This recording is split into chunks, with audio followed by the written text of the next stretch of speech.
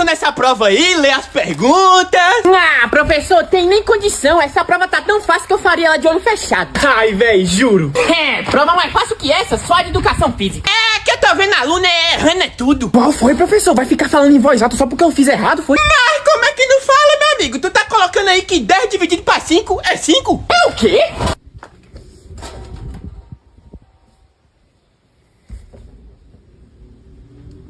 É, prova mais fácil que essa, só a de educação. É, prova mais fácil que essa, só a de educação física.